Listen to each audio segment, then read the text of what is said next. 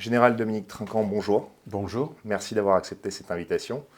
Je le rappelle, Général Dominique Trinquant, vous êtes ancien chef de la mission militaire française auprès des Nations Unies. Vous avez occupé des postes de haut niveau dans l'armée française, notamment en tant que spécialiste des opérations de maintien de la paix. Vous êtes depuis un expert reconnu en stratégie de défense et en relations internationales, et vous intervenez régulièrement comme analyste. D'où votre présence aujourd'hui. Vous nous apporterez votre éclairage sur les différents conflits à travers le monde, et en particulier le conflit russo-ukrainien. Alors tout d'abord, ma première question à Dominique Trinquant, qui êtes-vous? Eh bien, d'abord, merci de m'avoir invité. Donc, je suis général, comme vous l'avez dit, c'est-à-dire que je suis rentré dans l'armée, longue tradition familiale, pour servir mon pays.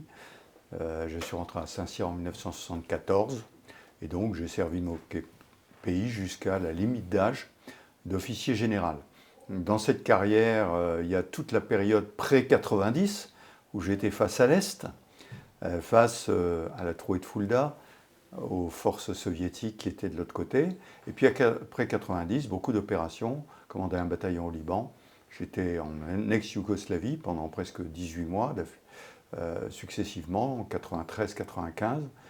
Et puis une deuxième partie par des opérations plus diplomatiques. J'ai été 3 fois en poste à New York comme lieutenant-colonel, comme colonel et comme général. Ce qui m'a donné beaucoup de pratique de la géopolitique, à être en contact avec des ambassadeurs remarquables, avec tout ce que représente le Conseil de sécurité des Nations Unies, et donc l'habitude d'apprécier, de gérer les crises et la géostratégie. Lorsque j'ai quitté l'armée, j'ai rejoint une société civile dans laquelle j'ai travaillé pendant un peu plus d'une dizaine d'années, mais en parallèle, les médias m'ont demandé, compte tenu de mon expérience, de pouvoir parler des crises. Et récemment, je viens de sortir un livre qui s'appelle « Ce qui nous attend, l'effet papillon des crises mondiales », qui résume un petit peu à la fois ce que j'ai fait et ma vision de la situation dans laquelle nous sommes aujourd'hui, début 2024, mais surtout 2023. Alors en parlant de situation dans laquelle nous sommes, qu'en est-il aujourd'hui de la situation en Russie? Qu'en est-il de ce conflit russo-ukrainien? Alors, le conflit russo-ukrainien, il faut le rappeler, a été fait à l'initiative du président Poutine. Alors, je ne vais pas remonter à 2014, qui a été la première attaque russe extrêmement bien montée. Sun Tse, le grand stratège chinois, aurait dit gagner la guerre sans livrer la bataille. C'est ce qui s'est passé en particulier en Crimée, où il n'y a pas eu un coup de feu tiré, et il y a eu une annexion de la Crimée. Mais revenons plutôt à février, 24 février, l'attaque russe le 24 février 2022, où là, les mensonges étalés sans aucun problème par le président Poutine, disant qu'il n'allait rien se passer, qu'il n'allait pas attaquer, même quelques jours avant en parlant au président Macron, et puis effectivement l'attaque par la Russie, qui je crois vient d'une vision du président Poutine, vision qui lui est personnelle, qu'il avait déjà exprimée en 2007 à Munich, dans lequel il veut la fin de l'unilatéralisme américain, mais plus globalement, concernant l'Ukraine, l'Ukraine n'existe pas. Et donc l'Ukraine, comme la Biélorussie, doit être une annexe de la Russie. On revient soit à l'empire de Pierre le Grand ou bien à l'empire soviétique. Et là, donc, attaque essentiellement concentrée sur Kiev. Il faut le rappeler parce que beaucoup de gens vous disent aujourd'hui mais c'est pas vrai, c'est pas vrai. Bah, écoutez, les chars étaient quand même aux portes de Kiev. Donc s'ils sont allés aux portes de Kiev, je pense que c'était pas pour faire du tourisme. C'était pour renverser le gouvernement ukrainien et réannexer l'Ukraine. Ceci a échoué et l'Ukraine a montré à la fois sa résilience, capacité de résister, et puis à l'automne suivant, donc l'automne 2022, sa capacité de contre-attaquer. Il faut rappeler la contre-attaque à Kherson, la contre-attaque dans la région de Kharkiv. Et donc on a cru que l'Ukraine était en mesure de défaire une armée russe qui en fait a montré beaucoup de faiblesse. Sauf que, au lieu d'attaquer directement après la prise de Kherson, c'est-à-dire en novembre 2022, de monter la contre-attaque, elle a attendu d'avoir de l'équipement, des personnels formés. Et bien pendant ce temps-là, la Russie a installé un rideau défensif entre le Dniepr, d'ailleurs au passage en faisant une manœuvre de rétrograde, en rebasculant toutes les forces à l'est du Dniepr et Kharkiv. Et cette zone de défense a extrêmement bien tenu quand l'Ukraine s'est enfin décidée à attaquer au mois de juin 2023. Et là, eh bien pendant 6 mois, elle a essayé de passer, elle n'est pas passée. Donc aujourd'hui, on se trouve dans une situation où, au début de l'hiver, on est en janvier 2024, eh bien, la ligne défensive russe a tenu, l'Ukraine a échoué dans sa contre-offensive, et elle cherche des parades. Elle en a trouvé 2. La première, sans marine, elle a réussi à défaire la marine russe. La marine russe de la mer Noire a dû évacuer Sébastopol, évacuer la Crimée et partir vers les rives russes est de la mer Noire. Ça, c'est la première victoire ukrainienne. La deuxième, c'est qu'elle rend la vie quasiment impossible en Crimée. Il y a beaucoup de frappes qui ont lieu en Crimée. Et donc ça, c'est les côtés positifs de l'offensive ukrainienne. Les côtés négatifs, c'est que la ligne de défense russe tient et la machine économique russe s'est totalement orientée vers la guerre. Et donc, elle produit des missiles, des obus. Elle est renforcée, bien sûr, par la Corée du Nord et par l'Iran. Et donc, aujourd'hui, on est dans une stabilisation du front, parce que les Russes n'avancent pas plus. Ils grignotent un petit peu, mais pas beaucoup plus. Et donc, une incapacité de l'Ukraine à pouvoir produire des effets. Donc voilà la situation en début 2024. L'Ukraine a bénéficié beaucoup d'aide de la part de l'Occident. Finalement, vous êtes en train de le dire, ces victoires, malgré ces victoires symboliques et importantes de la part de l'Ukraine, elle est aujourd'hui en train de perdre cette guerre? Alors écoutez, je crois que c'est très difficile. Il faut savoir ce que ça veut dire que gagner ou perdre une guerre. Je dis que le président Poutine a perdu la guerre que j'ai décrite au départ, c'est-à-dire annexer l'Ukraine. Là, il a perdu, c'est clair. L'Ukraine, pour l'instant, n'a pas gagné la guerre qui consiste à reconquérir les frontières internationalement reconnues en 1991. Donc, entre les deux, qui est-ce qui va gagner et qu'est-ce qui va perdre? Si nous prenons l'hypothèse du fait que l'Ukraine ne puisse pas reconquérir le terrain, la Russie va crier la victoire. Mais c'est une victoire croupion. Ce n'est pas la victoire qu'elle espérait au départ. Mais je pense que la guerre de la Russie est beaucoup plus large que l'Ukraine. C'est 2007, c'est le discours de Munich, la fin de l'unilatéralisme américain. Et pour ça, l'alliance des Russes au sein des BRICS pour chambouler l'organisation mondiale que nous avions depuis 1945. Donc je pense que là, nous sommes dans un changement fondamental que la Russie a suscité. Est-ce qu'elle gagnera? Je ne sais pas. Je pense qu'elle a gagné une chose, c'est le chaos est en place. La réorganisation de l'ordre mondial suivant une autre forme, je pense qu'on n'y est pas. Maintenant, si je regarde du côté de l'Ukraine, si elle n'arrive pas à reconquérir, et encore une fois, je ne sais pas ce qui se passera dans l'année qui vient, mais si elle n'arrive pas à reconquérir les frontières internationalement reconnues, elle a gagné une chose, c'est ce pourquoi elle s'était battue au départ, c'est-à-dire rejoindre l'Europe. Je rappelle que les problèmes Maïdan et compagnie sont liés au fait que l'Ukraine voulait rejoindre l'Europe. Donc l'Europe, au mois de décembre, lui a ouvert les bras en lui disant « Vous pouvez rejoindre l'Europe, objectif 2030 en gros ». Et donc là, c'est une victoire ukrainienne. Une victoire de la population ukrainienne au détriment du territoire ukrainien. Mais au bout du compte, il faut savoir pourquoi est fait un pays. Est-ce qu'il est fait pour une population? Je voudrais rappeler quelques chiffres. Le taux de fécondité en Ukraine est de 1,2, c'est-à-dire que l'Ukraine, progressivement, est en train de se dégarnir de sa population. Deuxièmement, elle était à 52 millions avant 2014, 42 millions ensuite, on parle de 32 millions aujourd'hui avec tous les gens qui sont partis. Donc, si elle veut vivre pour sa population, il est temps peut-être d'arrêter l'hémorragie qui est en train de se passer. Quant à la Russie, la population n'est pas plus brillante. Donc sur le long terme, très long terme, la Russie perdra également. Donc je pense que les deux pays, l'Ukraine comme la Russie, pour leur population, doivent faire des choix importants aujourd'hui. Et je pense que pour l'Ukraine, le territoire n'est pas l'essentiel. C'est la population qui est l'essentiel. Si je vous avance cet argument, c'est les actions états-uniennes et européennes qui ont poussé la Russie à envahir l'Ukraine. Alors là, je crois qu'il ne faut pas être naïf. Je veux dire, on ne peut pas être stupide au point d'être comme Poutine et d'aller faire la guerre en sachant. Il pensait qu'il allait la gagner. Il l'a perdue. Paris, perdu pour M. Poutine. Et personne, quand on parle de l'OTAN qui allait envahir, c'est totalement faux. L'OTAN est une organisation défensive. Là où M. Poutine peut avoir des regrets, c'est que tous les pays qui étaient sous le joug, et je répète, sous le joug de l'Union soviétique depuis 1945, ont décidé de rejoindre l'Europe. Mais c'est leur choix. La Pologne, les Pays-Bas, personne ne les a poussés à rejoindre l'Europe.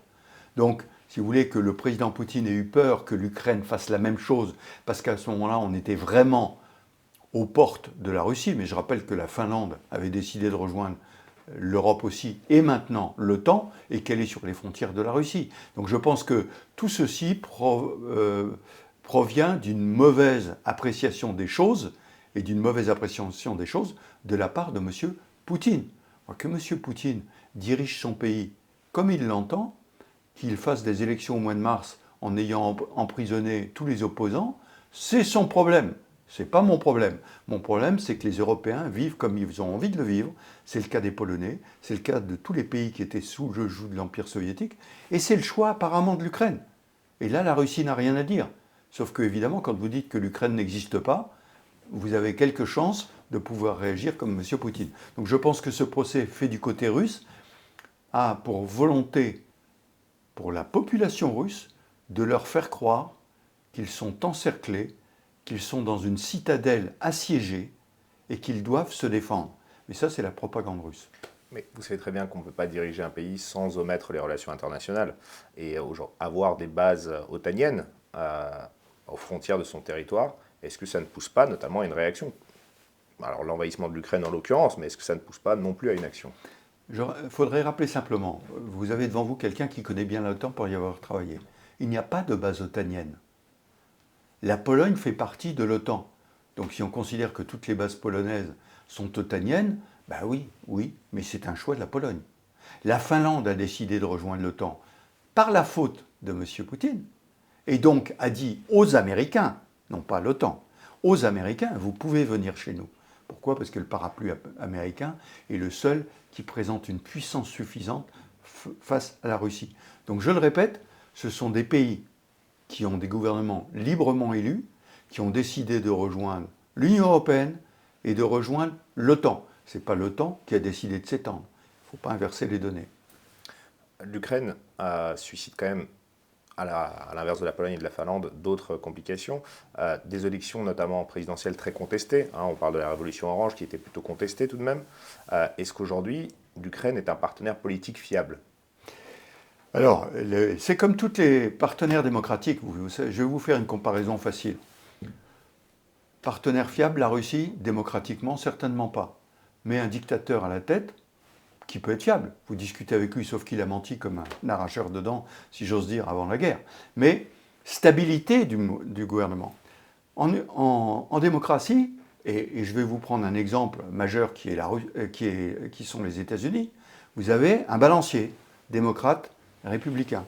Donc la stabilité n'est pas là. Mais force et faiblesse de la démocratie. On demande aux citoyens ce qu'ils pensent.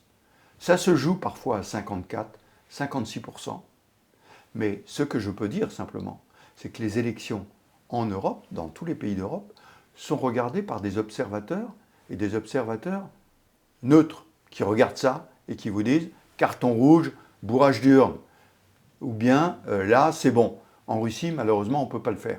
Donc, je répète, l'Ukraine, si elle rejoint l'Europe, je répète que l'objectif c'est 2030 à peu près, doit appliquer les règles européennes. Et qu'on voit que les règles européennes sont extrêmement dures. Voyons ce qui se passe actuellement en Hongrie, où les règles ne sont pas tout à fait respectées, donc la Hongrie est en bisbille avec une partie de l'Europe. Je note simplement que lors des obsèques de M. Jacques Delors, vendredi, dans la Cour des Invalides, qui était présent? M. Orban. Donc on voit qu'il a besoin de discuter. De l'autre côté, en Pologne, où il y avait un gouvernement qui était opposé à un certain nombre de décisions de l'Union européenne, il a été balayé par les élections, et c'est un gouvernement pro-européen qui est venu. Donc, moi, si vous voulez, la stabilité de la démocratie peut poser question, mais le gros avantage, c'est qu'on demande l'avis aux citoyens. Dans d'autres cas, on ne leur demande pas leur avis. En parlant de corruption, il y a quand même énormément de faits de corruption qui ont été remontés en Ukraine, notamment de l'armement envoyé en aide qui a disparu. Pourquoi est-ce qu'on aide aujourd'hui autant l'Ukraine en tant qu'Occidentaux? Pourquoi a-t-on besoin, en tout cas moralement, d'aider l'Ukraine? Alors, 2 points. Sur la corruption, je voudrais simplement rappeler que la Russie est derrière l'Ukraine dans le classement des corruptions. Donc si vous voulez que la Russie alimente le langage sur la corruption ukrainienne, ça fait sourire. Réglez vos problèmes chez vous, on réglera ailleurs. Deuxième point, l'Europe est très attentive à ça. Et l'Europe a mis en place un système pour vérifier où allait l'argent, où allait l'armement. Alors, comme dans toute guerre, j'ai vécu la guerre en Yougoslavie et au Liban, je l'ai dit en introduction, il y a des fuites, c'est certain. Mais à partir du moment où vous rentrez dans le système européen, vous êtes obligé d'appliquer les règles. Donc, progressivement, l'Ukraine est contrainte d'appliquer ces règles. Je le répète, ce n'est pas le cas en Russie, où les règles restent les règles russes de la corruption.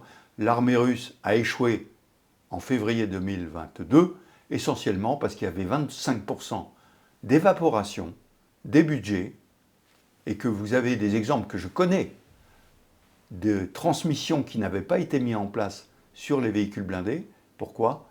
Parce que ça avait été vendu à d'autres. Voilà. Pourquoi est-ce qu'aujourd'hui, en tant que Français, on est autant attaché à cette guerre? Pourquoi est-ce qu'aujourd'hui, on est plus attaché à la guerre qui se passe entre la Russie et l'Ukraine plutôt que ce qui se passe en Éthiopie, par exemple, en ce moment? Alors, le premier point, c'est que nous sommes en Europe, sur le continent européen. Ça, c'est le premier point. On est aux frontières de l'Europe. Je rappelle que la Pologne, les pays baltes sont vraiment directement aux frontières. Donc, ça nous concerne au premier chef.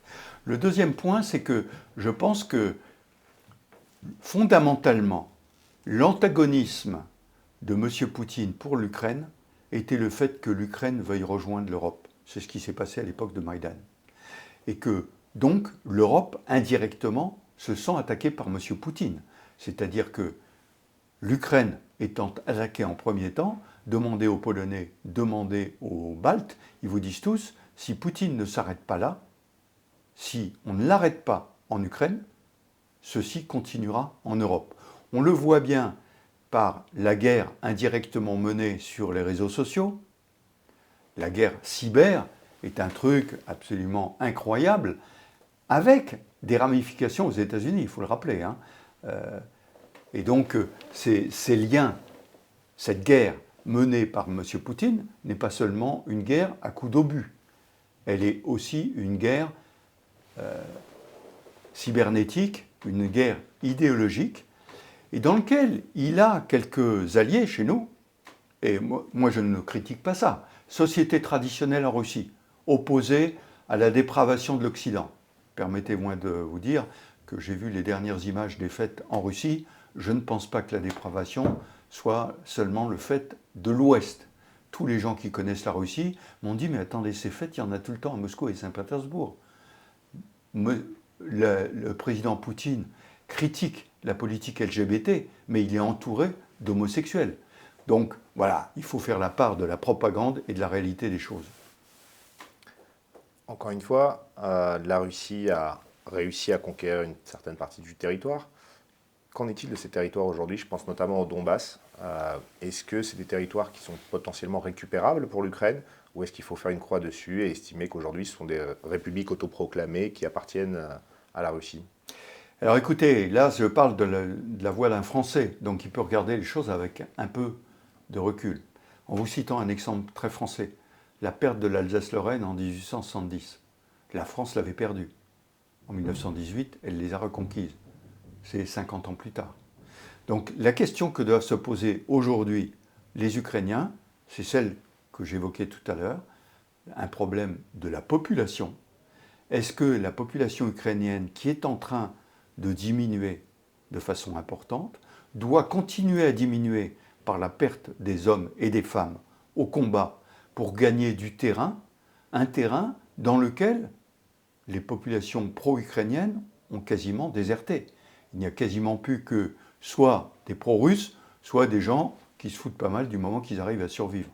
Donc c'est la vraie question que doivent se poser les Ukrainiens. Je ne peux pas répondre pour eux. C'est aux Ukrainiens de répondre à ça. Lorsque je leur dis ça, aujourd'hui, ils sont révoltés, bien sûr. Ils me disent, ça n'est pas possible. Mais je le répète, la question c'est, doit-on combattre encore pour gagner un peu de terrain, dans le Donbass en particulier, sur lequel qu'est-ce qu'on va gagner? Un peu de terrain, mais des populations qui ne nous sont pas favorables? Ou est-ce qu'on doit se tourner résolument vers l'Europe et arrêter cette saignée de façon à permettre aux populations ukrainiennes de vivre et de croître comme elles le souhaitent? Vous citiez tout à l'heure les pays baltes. Alors les pays baltes sont quand même assez différents, il faut quand même le préciser. Je pense notamment à l'Estonie en particulier. L'Estonie qui a une population très russophone, très russophile aussi. Est-ce qu'il n'y a pas un possible conflit déjà qui existe, même au sein même de l'Union européenne, au sein de pays de l'Union européenne tels que l'Estonie? Alors je vais vous donner le cas de l'Estonie. J'ai discuté avec un ministre estonien il n'y a pas longtemps. Il me dit, vous rendez compte que depuis qu'on a rejoint l'Union européenne, notre PIB a été multiplié par 10. Jamais ça aurait été possible à l'époque soviétique. Ça, c'est le premier point. Le développement de ces pays est absolument fantastique. Dans le régime russe, ça n'était pas possible. Deuxième point, il y a le problème des populations. Je vais vous donner un exemple que vous ne m'avez pas cité, Kaliningrad. Kaliningrad était une ville allemande. En 1945, exit la population allemande, on met en place les Russes. Cette enclave est au sein de l'Union européenne, au sein de l'OTAN. Et moi, je trouve scandaleux qu'on ne se pose pas la question. Personne n'ose la poser, bien sûr.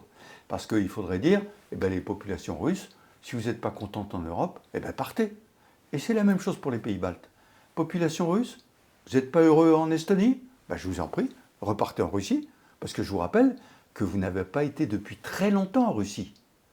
Ma traductrice russe, qui est lituanienne, vient de terminer les mémoires de sa grand-mère, qui a été déportée en Sibérie. Après 1945, elle a été déportée en Sibérie. Je suis allé un jour à Kazan, et je rencontre un monsieur qui, me voyant faire mon signe de croix catholique dans l'église, vient me voir et me dit « Mais moi, je suis le fils d'une Lituanienne qui a été déportée dans cette région. » Donc, si vous voulez aujourd'hui dire qu'il y a des populations russes dans ces pays baltes, c'est le fait d'une guerre, de la fin de la Seconde Guerre mondiale, de la politique soviétique qui n'hésitait pas à sortir les populations pour les remplacer. J'ai vu le même phénomène en Bosnie-Herzégovine, où les Croates partaient d'un côté, les Serbes de l'autre, et ils faisaient des échanges de terrain. Aujourd'hui, au XXIe siècle, les échanges de population sont quelque chose qui ne sont pas acceptables. Alors il y a des problèmes, on pourra parler de Gaza, on pourra parler de l'Arménie, il y a des problèmes de ce type-là, mais ça n'est certainement pas la règle. Et ces pays ayant démocratiquement élu leur gouvernement, qui ont démocratiquement décidé de rejoindre l'Union européenne, si les populations ne sont pas contentes, elles s'en vont. Mais c'est leur choix. Sinon, elles subissent la loi ou elles acceptent la loi de la démocratie, qui est que la majorité de la population a décidé et qu'on se plie à la décision de la majorité. Vous comprenez tout de même que ce sont des découpages qui ont été faits post-Union soviétique. On reviendra d'ailleurs à l'Arménie qui a également posé problème, ce découpage. Toute la population de l'Est de l'Ukraine, qui majoritairement, et maintenant aujourd'hui en tout cas certainement pro-russe et russophile, est-ce qu'il aurait fallu pour l'Ukraine, déjà à une certaine époque, abandonner ou laisser certains territoires être autonomes? Écoutez, c'était le projet de Minsk. Les accords de Minsk avaient deux points, je ne rentre pas dans le détail, mais majorité, c'est d'avoir un statut autonome et l'autorisation de la langue russe. C'était les deux points clés. Ce point n'a été défendu ni par les Ukrainiens, ni par les Russes. L'accord de Minsk était défendu par les Allemands et les Français, mais les deux ne l'ont pas appliqué. Et donc voilà à quoi on est arrivé après 2014, en 2022. Parce que ces accords il n'y avait aucune volonté, ni du côté russe, ni du côté ukrainien. Par quels moyens les deux côtés ont-ils violé ces accords, justement? Probablement du côté ukrainien, en ne passant pas la loi qui devait donner l'autonomie à ces régions, et les Russes, en s'impliquant militairement au sein de ces entités, en les soutenant, en leur donnant de l'armement et en leur permettant de résister militairement à la pression qui était faite de l'autre côté. On parlait tout à l'heure de la présence russe en Europe, effectivement en Estonie, on l'a évoqué, aujourd'hui en Ukraine, enfin, dans les territoires en tout cas désormais devenus russes. Kaliningrad, que vous avez cité, où j'ai pu me rendre notamment en 2020, qui est une forteresse militaire, mais il y a aussi la Transnistrie, qui est aux frontières moldaves. Aujourd'hui, la Russie est tout de même au cœur de l'Europe. Alors, d'abord, premier point, la Russie, pour une grande partie, fait partie de l'Europe. Il est dommage qu'elle ne l'ait pas compris. Il y avait un grand tsar qui, lui, l'avait compris. C'est pour ça qu'il avait créé Saint-Pétersbourg, au passage. Donc, il s'était rapproché de l'Europe. La Transnistrie, c'est un cas un petit peu à part. C'est une zone dans laquelle il y avait une forte armée soviétique qui est restée en place et qui a fait sécession. Le problème, c'est que maintenant, on en est aux héritiers, parce que tout ça, ça date de 90. Je rappelle que 90, ça fait 30 ans. Donc ceux qui avaient 30 ans à l'époque en ont 60 aujourd'hui, ils passent à la retraite, vous voyez. Donc qui va leur payer leur retraite? Je fais cette remarque parce qu'en Yougoslavie, je l'ai entendu. Des Croates qui disaient à la Srpska Krajina, donc l'entité serbe de Croatie, en disant « mais qui va te payer ta retraite ?» Et c'est comme ça que les choses se sont réglées finalement. Donc oui, la Russie fait partie de l'Europe, mais c'est à elle de le comprendre. Je rappelle que la Russie peut très bien avoir des accords avec l'Union européenne. Vous noterez que le président Poutine a toujours refusé de parler à l'Union européenne. Il ne comprenait pas qu'il ne puisse pas parler aux Américains. Pourquoi? Là, c'est l'ancien du P5, des permanents 5 du Conseil de sécurité. La Russie ne veut passer qu'aux États-Unis. Et donc, il a eu tort, parce que son voisin, ce ne sont pas les États-Unis, bien sûr, de l'autre côté de l'Alaska, mais ses voisins immédiats et ceux avec lesquels il y avait du business à faire, c'était l'Union européenne. Mais est-ce que ces voisins n'ont-ils pas snobé ce Poutine, justement? Un Poutine qui avait des visions vers l'Europe au début de son premier mandat ou de son deuxième mandat. Son premier demi-mandat. Disons que le président Poutine, ne l'oublions pas, est un officier du KGB. Et je le cite lui-même, il dit « On n'a jamais été un ancien du KGB. On est toujours un officier du KGB. » Donc si vous voulez, il a vécu la chute de l'Union soviétique lorsqu'il était à Dresde. Pour lui, ça a été une catastrophe. Au téléphone, plus personne ne lui répondait. Et vous imaginez? Un officier, lieutenant-colonel, tout son monde s'écroule. Il a été élevé là-dedans. Donc, au début où il est arrivé, il s'est dit je ne peux pas résister à ça. Donc il faut que j'arrive à discuter. Très très rapidement, il a pris une autre voie, parce que la Russie reste la Russie. Elle n'a jamais connu la démocratie, il faut s'en souvenir, la Russie. Et donc, il a conçu, mais ça c'est son choix, il a conçu qu'un gouvernement autoritaire était nécessaire en Russie. Ça n'empêche pas la Russie de pouvoir discuter sur le plan business, sur le plan des échanges. Je me souviens de discussions avec le président Macron dans lequel ils avaient mis le processus de Trianon, dans lequel les sociétés civiles devaient pouvoir discuter. C'est compliqué, mais c'est comme ça, parce qu'on a des choses. Moi, je suis allé en Russie, j'aime beaucoup la Russie, et la Russie choisit son système politique, mais qu'elle ne nous impose pas notre système politique en payant un certain nombre de partis d'opposition en France pour leur permettre d'être dans l'opposition en France, par exemple. Vous pensez qu'il y a des partis aujourd'hui, partis politiques, qui sont payés par la Russie directement? Bien sûr, bien sûr. Ils avaient fait d'abord des emprunts qui ont été remboursés, mais le langage, c'est assez étonnant d'ailleurs de voir ce qui s'est passé en février 2022. Juste avant, il y avait un soutien russe complet. Après l'attaque, c'était un peu compliqué quand même. Donc il a fallu revenir en arrière. Mais prenez les déclarations d'avant février et les déclarations d'après février, 180 degrés. 180 degrés, pourquoi? Parce qu'en France, ça n'était plus acceptable. Alors, j'aimerais vous rétorquer quelque chose. N'est-ce pas la même chose du côté de ceux qui étaient des va-t-en-guerre, si je puis me permettre, pro-Ukraine, qui au final aujourd'hui ont un discours beaucoup plus modéré aussi, du fait de la non-avancement de cette guerre? Attendez, il n'y a pas de va-t-en-guerre. Il y a des défenseurs. Ce n'est pas exactement la même chose. Qui est-ce qui a dit qu'on allait attaquer la Russie? Personne. L'armement qui est donné aux Ukrainiens, à chaque fois, c'est leur dire « Attention, vous n'attaquez pas la Russie ». Donc il n'y a pas de va-t-en-guerre. S'il y avait des va-t-en-guerre, je peux vous dire qu'il y a suffisamment d'armement pour frapper directement Moscou. Personne n'est va-t-en-guerre. Celui qui va en guerre, c'est M. Poutine. Les autres, Ils veulent défendre l'Ukraine, qui a été injustement attaquée par la Russie, dont je rappelle que le but de guerre initial est d'annexer l'Ukraine. Il faut que les gens se le rentrent dans la tête. Les chars russes ne sont pas allés à Kiev pour faire du tourisme. Ils sont allés à Kiev pour conquérir le pouvoir. Et ils n'ont pas réussi à conquérir le pouvoir. En particulier à cause d'une opération sur l'aéroport au sud, l'Ostomel, qui a été complètement foirée. Mais ça existe dans les opérations. À la limite, ils ont joué, les Russes, ils ont perdu. Simplement qu'on ne me raconte pas aujourd'hui que l'annexion de l'Ukraine n'était pas dans les cartons russes. Il était dans les cartons russes. On est très loin des zones est de l'Ukraine. On est dans la conquête. Donc voilà, les va-t-en-guerre, c'est du côté de M. Poutine. De l'autre côté, ce sont des défenseurs contre un pays qui, au passage, les frontières en 1991, vous vous souvenez de l'accord de Bratislava, c'est-à-dire que l'Ukraine a décidé de rendre son armement nucléaire, dont elle n'aurait pas su quoi faire d'ailleurs au passage, mais en fonction de ce geste, il devait y avoir une garantie des frontières, y compris par la Russie. Donc une fois de plus, la Russie a bafoué les accords qu'elle avait signés. Mais M. Poutine pourra vous dire que ce n'est pas lui qui les a signés, bien sûr.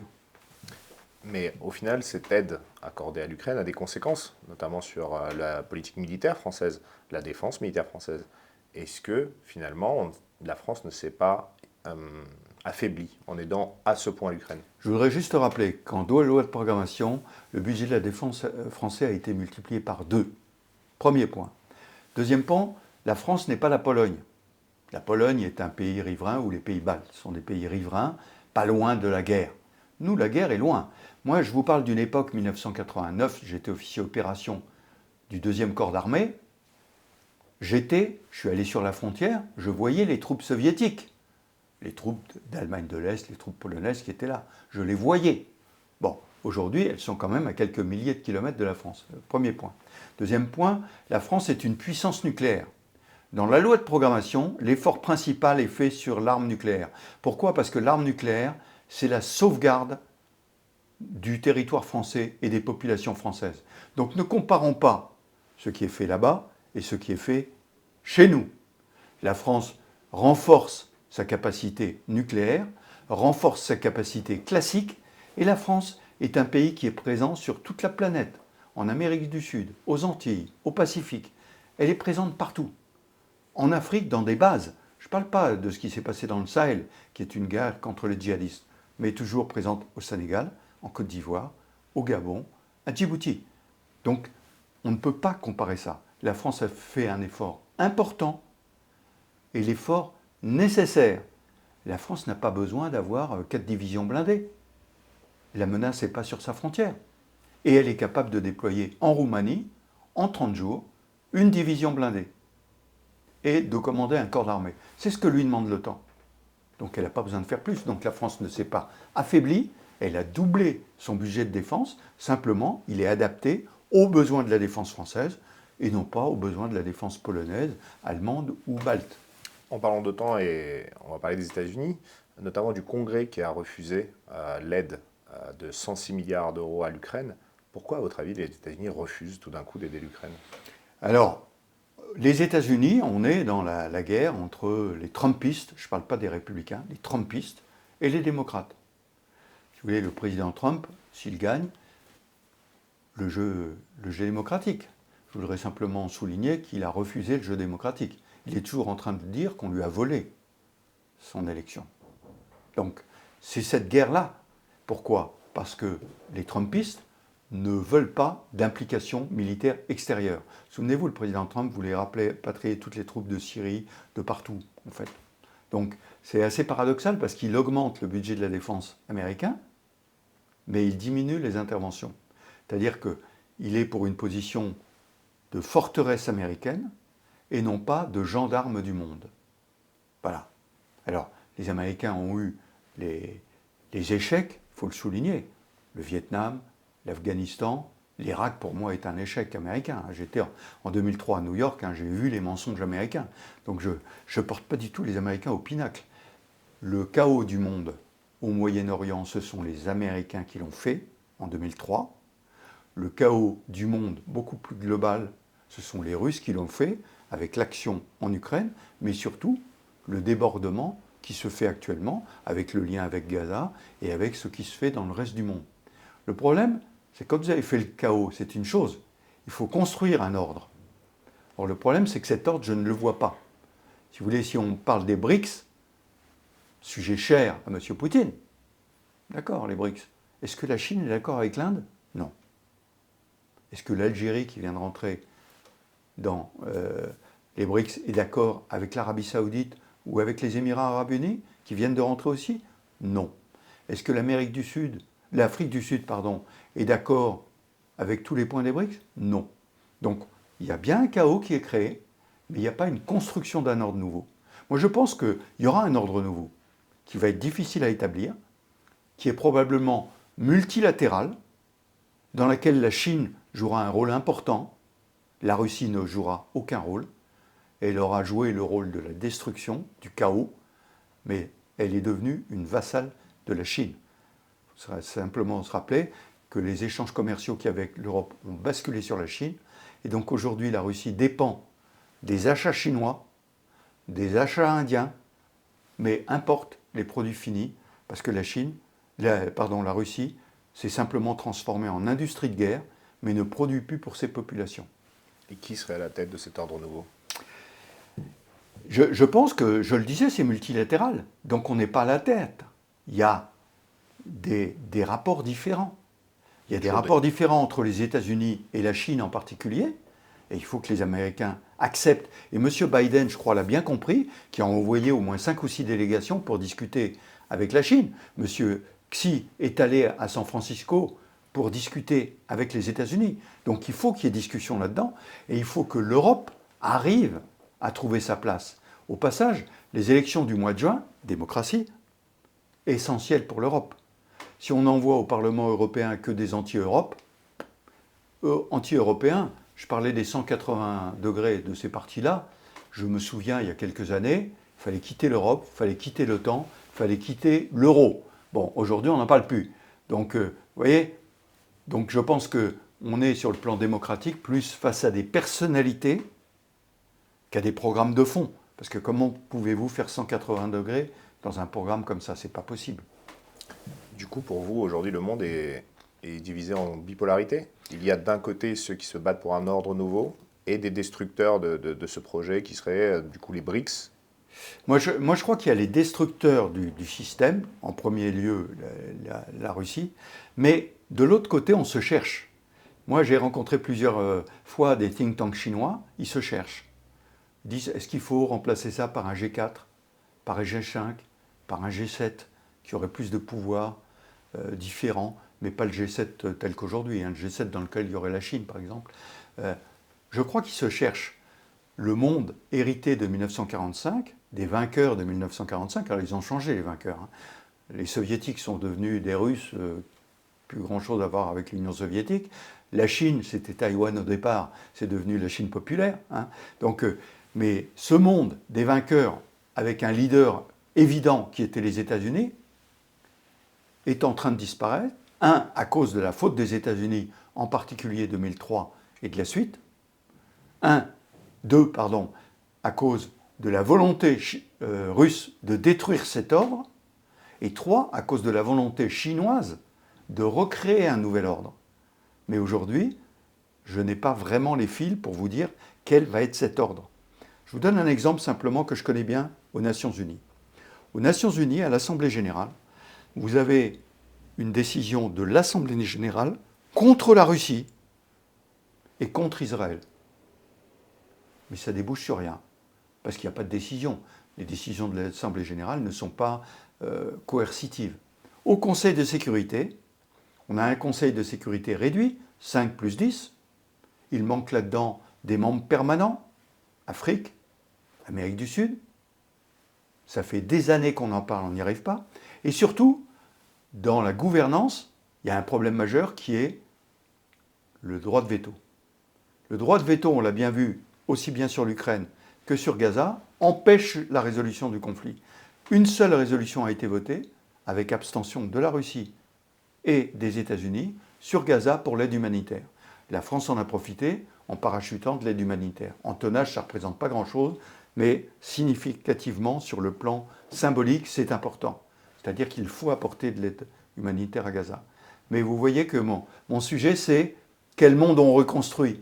Ce Conseil de sécurité avec droit de veto et avec 15 et des continents qui ne sont pas représentés, ça ne peut pas durer. Est-ce qu'il faut transformer l'ONU ou est-ce qu'il faut créer autre chose? Je ne sais pas. La Chine et les États-Unis ont les dossiers entre leurs mains. J'aimerais revenir sur l'histoire, vous en parliez tout à l'heure, mais de l'amitié, de l'histoire de l'amitié entre la France et la Russie.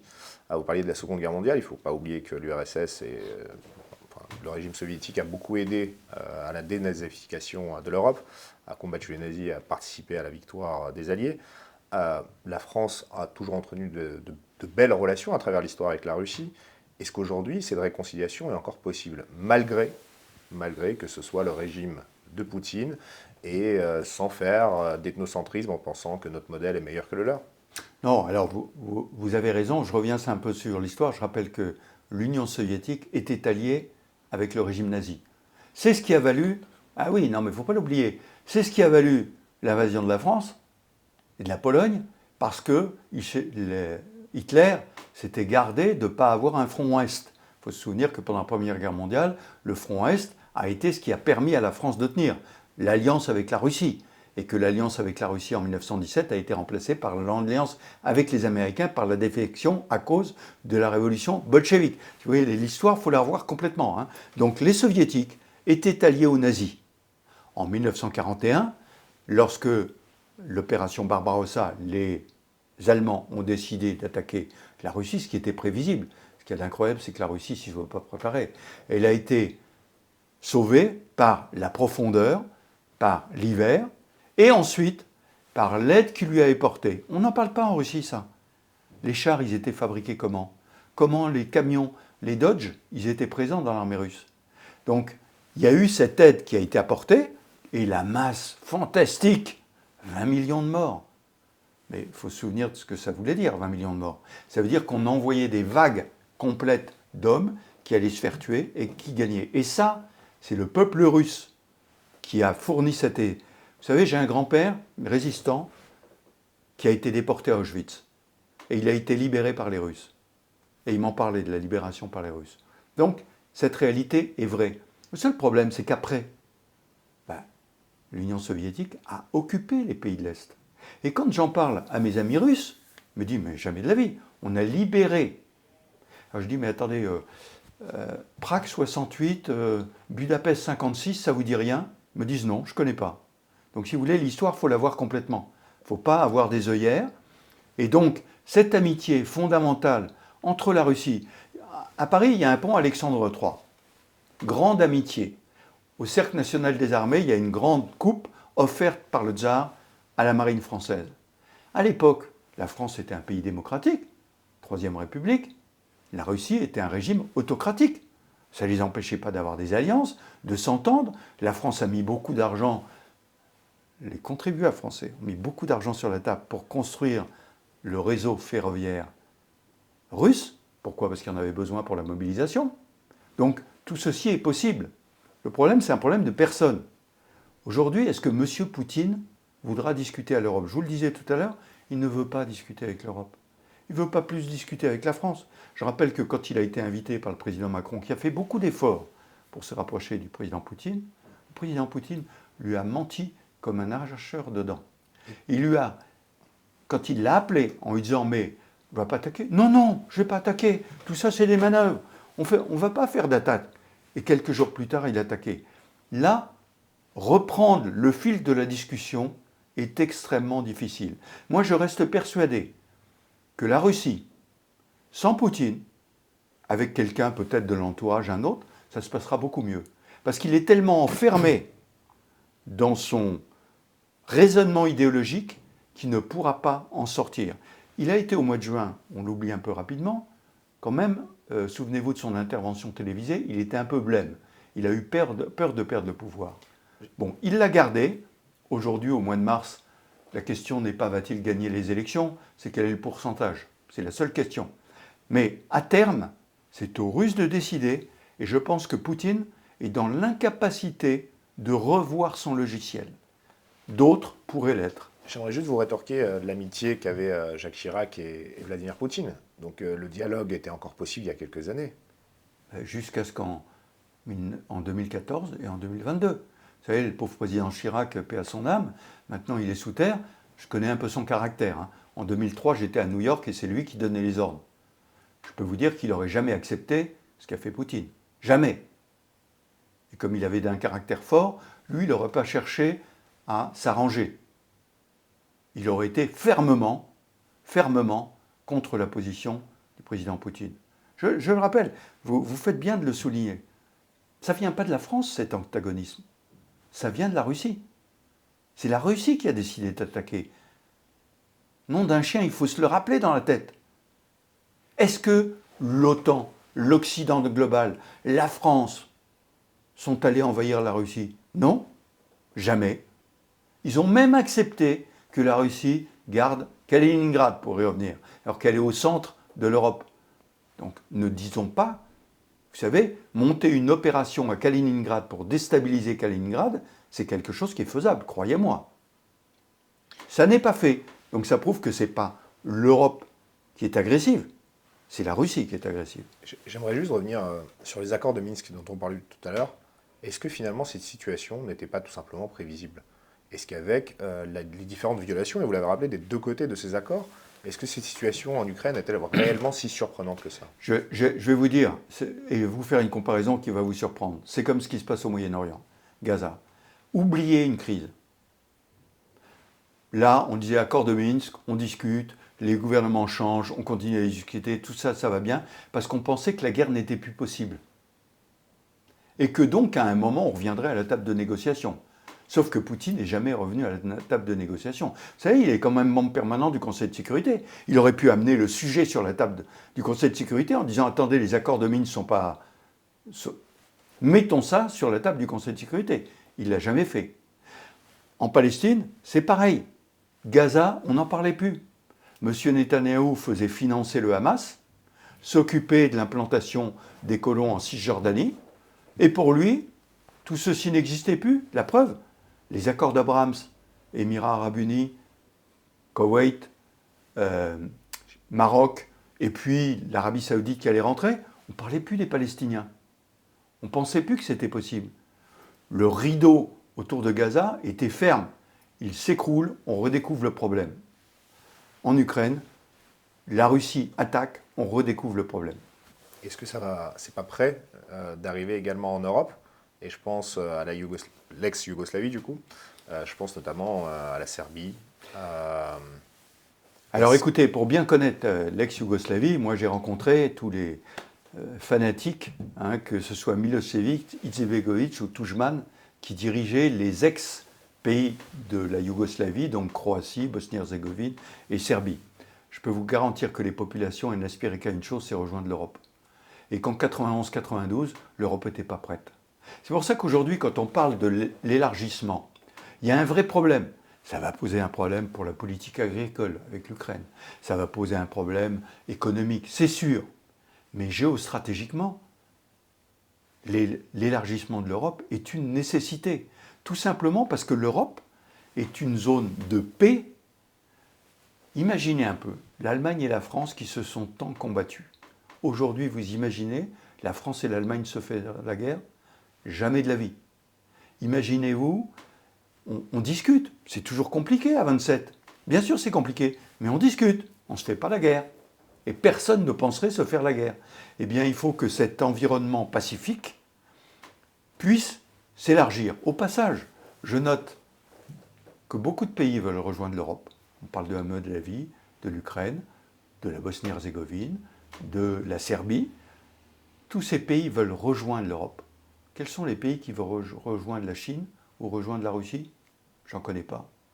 Donc, si vous voulez, on devrait se poser des questions sur la capacité d'attirance de l'Europe, malgré les difficultés. Discuter à 27, c'est pas facile, alors à 35, j'en parle pas. C'est compliqué tout ça. Mais il y a une capacité d'attirance qui montre que c'est un pôle qui réussit. Ces capacités d'attirance, est-ce qu'elles ne seraient pas tout d'abord financières, tout simplement? Ah mais Évidemment. Mais vous et moi, regardez où nous sommes. Regardez où nous sommes. Et quel est notre problème? Ce n'est pas la survie, c'est de gagner plus. C'est de faire que ces enfants, ces petits-enfants puissent avoir une belle éducation, puissent monter des affaires, puissent faire des choses. C'est ça le problème des Européens. Ailleurs, ce n'est pas vraiment ça. Ailleurs, c'est des problèmes de survie. Donc vous avez raison, il y a des problèmes d'argent derrière. Mais demandez à tous les citoyens, vous voulez avoir moins d'argent? Vous voulez avoir moins d'éducation? Moins de sécurité sociale? Moins de soutien de l'État aux populations? Vous voulez l'inverse? Mais le projet européen, il ne peut pas être juste réduit à un aspect économique. Le projet européen, il est le bien des populations. Le bien, il est économique, il est culturel, il est de différents ordres. Donc c'est pas, évidemment, je reprends l'expression, je ne sais pas si c'était le président de Gaulle qui disait ça, je ne suis pas pour une Europe des marchands de bretelles. Hein. Bien sûr, il n'y a pas que ça. Et attendez, si vous croyez que je suis d'accord avec tout ce qui se passe en Europe, bien sûr que non. Mais le meilleur moyen, c'est, et je reviens au mois de juin, c'est d'élire des députés qui portent votre voix et qui permettent de faire l'Europe que vous voulez avoir. Vous savez, je voyais l'autre jour les jeunes d'Erasmus. C'est un programme fantastique. Et les jeunes Erasmus, allez leur dire qu'ils ne sont pas contents d'aller étudier en Irlande, en Pologne, au Portugal ou en France. C'est un truc extraordinaire. Donc je pense que l'Europe est un projet fantastique. C'est à nous de le construire. C'est à nous de faire en sorte que l'Europe corresponde à ce que nous avons envie d'avoir. Et de ne pas nous laisser guider par des minorités agissantes qui veulent imposer leurs règles à la majorité. C'est à la majorité de gouverner. C'est la loi de la démocratie. Parfois, on n'est pas d'accord, mais c'est comme ça. Dans cette idée d'ordre nouveau dont on parlait tout à l'heure, l'Europe ne doit-elle pas justement intégrer beaucoup plus de pays, quitte à dépasser les frontières continentales de l'Europe? Alors, c'est ce que je disais tout à l'heure à propos de l'élargissement de l'Europe, en parlant en particulier des Balkans occidentaux, de l'Ukraine, de la Moldavie. On a quand même un problème à terme. Ce n'est pas d'intégrer Géorgie, Arménie, par exemple. Le problème, ce n'est pas ça, ce n'est pas la distance géographique, c'est la situation géopolitique de ces pays. Quand vous avez en face d'eux des pays qui sont antagonistes vis-à-vis de l'Europe, je parle en particulier de la Russie, voire de la Turquie, évidemment, ça pose un problème. Donc le problème, ce n'est pas un éloignement géographique, c'est un éloignement géostratégique qui pose un vrai problème. Et la culture? La culture de ces pays, est-ce que c'est pas aussi Mais bien sûr, on a eu des grandes discussions en Europe, et singulièrement en France d'ailleurs. Je pense qu'il y a beaucoup de pays qui n'étaient pas d'accord avec ça, sur les fameuses racines chrétiennes de la France et de l'Europe. Ça fait partie de notre histoire, évidemment. Et donc, des pays comme l'Arménie, comme la Géorgie, sont, sur le plan culturel, plus proches d'un certain nombre de pays européens, par exemple, que la Turquie, qui est toujours, je rappelle, avec une porte un petit peu ouverte sur l'Europe, mais dont tout le monde sait qu'elle ne rejoindra pas l'Europe. Mais l'aspect culturel est important, mais l'aspect culturel, ça ne veut pas dire... Vous pouvez avoir des liens culturels, on a des liens culturels avec des pays très éloignés géographiquement de la France. Corée du Sud, la France a des liens très importants avec la Corée du Sud. On a créé un Louvre à Abu Dhabi. Il y a une Sorbonne à Abu Dhabi. Donc vous voyez qu'on peut avoir ces liens-là. En Afrique, on a des liens très forts culturels avec l'Afrique. C'est pas pour ça que l'Afrique va rejoindre l'Europe. Vous voyez ? Donc je pense qu'il faut bien faire la part des choses.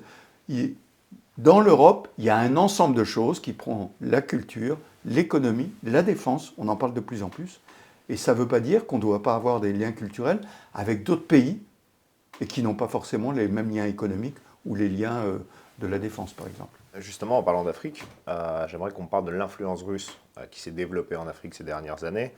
Est-ce qu'au final, le développement de cette influence russe dans ces pays africains n'a-t-elle pas fait diminuer, voire apporter une image très péjorative de la France et de l'Europe en particulier? Alors je pense que là aussi, il faut revenir à l'histoire. Les gens, et là, pas l'histoire longue. Avant 90, entre 1960, indépendance des pays africains, et 1995, mettons, fin complet de l'Union soviétique, les pays du Sahel étaient tous tournés vers Moscou. On l'a oublié. Le Mali, le Burkina Faso, le Niger étaient tous tournés vers Moscou. La France n'y est venue qu'en 2013, au moment des attaques djihadistes au Mali, qui se sont étendues aux autres pays Burkina Faso et Niger, à la demande de ces pays-là. Alors, c'est toujours pareil. Vous savez, moi, quand j'étais petit, je me souviens, sur les murs, marqué « US Go Home ». Les Américains étaient venus nous libérer en 1945. 10 ans après, on en avait marre, il fallait qu'ils partent. Le général de Gaulle les a chassés à l'extérieur. Ben, c'est un peu pareil au Sahel. Les forces françaises présentes pendant presque 10 ans au Sahel n'ont pas réglé le problème du djihadiste pour une raison simple. C'est que les djihadistes, ça n'est pas qu'une action armée, c'est une action politique. Ça veut dire que les États africains doivent prendre en compte l'installation des préfets, des juges, des maîtres d'école, partout, à la place du pseudo-État islamique qui s'installe. Or ça, ils ne l'ont pas fait. D'où les coups d'État qu'il y a eu dans ces pays-là, au Mali, au Burkina Faso, parce qu'ils n'étaient pas contents de l'action de leur politique. Et en même temps, les Français dehors. Au Niger, le cas est un peu particulier, puis ça a été un coup d'État à l'intérieur entre la garde républicaine et le reste de l'armée, donc c'est un cas un peu particulier. Mais je le répète, la France n'était pas présente avant dans ces pays-là. Il n'y a jamais eu de base française. En 2013, les forces françaises sont venues à la demande de ces États pour lutter contre les djihadistes. Les bases françaises, elles sont au Sénégal, en Côte d'Ivoire, au Gabon, à Djibouti. Et jusqu'à preuve du contraire, les accords ont été renégociés en demandant à la France de rester. Alors, la France est en train de s'installer sur une position différente, en diminuant ses effectifs et en faisant plus de la coopération de formation que de l'action des forces armées. Mais revoyons l'histoire. Alors, la présence russe maintenant, qu'est-ce qu'elle apporte? Même pas la Russie directement, Wagner ou maintenant Africa Corps. Le premier endroit où ils sont intervenus, où est-ce que c'est? République centrafricaine. Donc pas de menace djihadiste. Et aujourd'hui, qu'est-ce qu'on apprend? Une société de sécurité privée américaine vient de passer des accords. Donc on verra quand le pendule reviendra dans l'autre sens, que les pays africains se rendront compte que la Russie n'est capable de leur apporter que de l'armement et une société de mercenaires qui se paye sur la bête. C'est très intéressant ce que vous venez de dire, parce que j'aimerais revenir sur un de vos propos de tout à l'heure. Vous aviez dit que la Finlande, que la Pologne et que l'Ukraine avaient choisi d'installer des bases qui étaient otaniennes. C'était un choix de leur part qui est tout à fait légitime et ils sont... Non, de rejoindre l'OTAN. De rejoindre l'OTAN et d'en faire de leurs bases des bases otaniennes. Non, c'est des bases nationales, je vous garantis. Je connais bien le sujet. Vous avez une base otanienne, elle est à Ramstein et à Bruxelles. 2 bases, c'est tout. Les autres, ce sont des bases nationales qui répondent à la chaîne de commandement de l'OTAN. C'est pas pareil. Alors, il y a souvent un parallèle qui est fait avec Cuba, en 1962, l'installation justement de bases militaires russes à Cuba. Est-ce que ce parallèle est réellement viable historiquement ou il n'a absolument aucun rapport historique? Le seul rapport, c'est l'installation d'armes nucléaires. Je rappelle qu'à Cuba, les Américains évidemment critiquaient, puisque l'opposition cubaine était venue à Miami en particulier, donc ils critiquaient bien sûr l'opposition à Fidel Castro, mais là où ça a été paroxystique, c'est quand des armes nucléaires se sont installées. Donc la vraie question, c'est l'installation d'armes nucléaires. Ce n'est pas les bases de l'OTAN. Les bases de l'OTAN, elles ne sont pas agressives. Je rappelle que l'OTAN est une organisation défensive qui est chargée de protéger les pays de l'OTAN. Au passage, en ce moment en Ukraine, qu'est-ce qui intervient? Ce n'est pas l'OTAN. Ce sont les pays européens, ce sont les Américains, mais pas l'OTAN. Indépendamment. Mais dans un monde fictif, ayons un peu d'imagination, les BRICS finissent par devenir une organisation comme celle de l'OTAN et décident un jour d'installer une base militaire au Mexique, à la frontière américaine. Totalement fictif. Premier point, les BRICS ne sont pas opposés à l'OTAN. Ils sont en train d'installer un système économique. L'OTAN, ce n'est pas un système économique. Un système économique qui se cherche. Qui se cherche. Bon, alors qui se cherche et qui tâche de trouver. Mais il n'y a aucune alliance militaire au sein du BRICS. Aucune.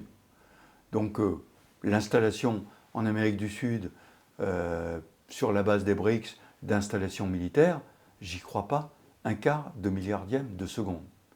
Les BRICS cherchent avant tout une organisation économique. Et on ne peut pas les critiquer. Ils sont une organisation montante. C'est ce qu'on appelait les pays émergents. Bah, il y en a qui ont vraiment émergé. La Chine a vraiment émergé. Hein. L'Afrique du Sud commence à émerger. Le Nigeria, ce sont des pays importants. Les pays du Golfe, pardon, on n'en a pas assez parlé, qui étaient totalement liés aux Américains, se sont détachés des Américains. L'Arabie Saoudite, par exemple, l'accord post-Deuxième Guerre mondiale a été réduit en lambeaux. Donc, je répète, on cherche un nouvel ordre mondial. On n'y est pas. Et je ne vois pas du tout de nouvel ordre mondial s'installer avec des organisations militaires. Je le vois avec des organisations économiques. La seule organisation militaire qui existe encore, effectivement, c'est l'OTAN. Est-ce qu'elle aurait dû être dissoute? Peut-être, probablement, j'en sais rien. L'Europe peut-elle prendre la place? On verra si M. Trump passe et qu'il fait comme la dernière fois, je me fous de l'OTAN. Les Européens, tout ce qu'ils auront construit depuis le 24 février, servira pour la défense de l'Union européenne. Alors, pour conclure cet entretien, j'aimerais bien qu'on revienne sur ce que vous venez de dire sur l'OTAN, qui est visiblement est une organisation vieillissante, mais qui a repris vie en fait grâce à ce conflit russo-ukrainien. Merci M. Poutine, c'est lui qui a revitalisé l'OTAN. L'OTAN, souvenez-vous, la fin de Kaboul, une débandade, c'était lamentable. C'est l'époque où le président Macron a pu parler de la mort cérébrale de l'OTAN. Elle ne savait plus où aller, elle n'avait plus de raison d'être. Aller en Afghanistan, au passage, était une grosse erreur de l'OTAN, énorme erreur. Et donc, l'OTAN n'existait plus. M. Poutine attaque l'Ukraine, d'un seul coup, l'OTAN retrouve une raison d'être. Donc pardonnez-moi, mais c'est M. Poutine qui a... L'OTAN, on était sur la boussole stratégique de l'Union européenne, c'est-à-dire une organisation de l'Union européenne liée aux États-Unis, mais pas sous commandement des États-Unis. Et bien là, grâce à M. Poutine, l'OTAN s'est renforcée. On verra au mois de novembre ce que décideront les Américains. Au passage, intéressant, une grande puissance comme les États-Unis en est tellement dépendant. Il faut que l'Europe arrive à trouver sa propre autonomie, y compris dans le domaine de la défense. Vous êtes pour une armée de défense européenne? Pas une armée, une défense européenne. Pas une armée. Attention au mot. Le mot, j'ai été formé chez les Britanniques. J'ai fait l'école de guerre anglaise et le RCDS. Les Britanniques, l'épouvantail, c'était l'armée européenne. Au passage, les Britanniques sont en train de perdre leur armée. Donc, bon. Mais, ceci étant, c'est une défense européenne, ce n'est pas une armée européenne.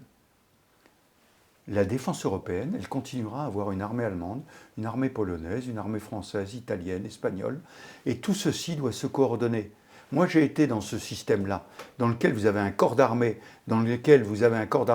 par exemple, avec une structure de commandement française, mais une division française, une division roumaine, une division polonaise. Et tout ça, ça peut très bien fonctionner. Donc pas d'armée européenne, mais une défense européenne, oui. Parce qu'il y a beaucoup d'autres choses. Hein.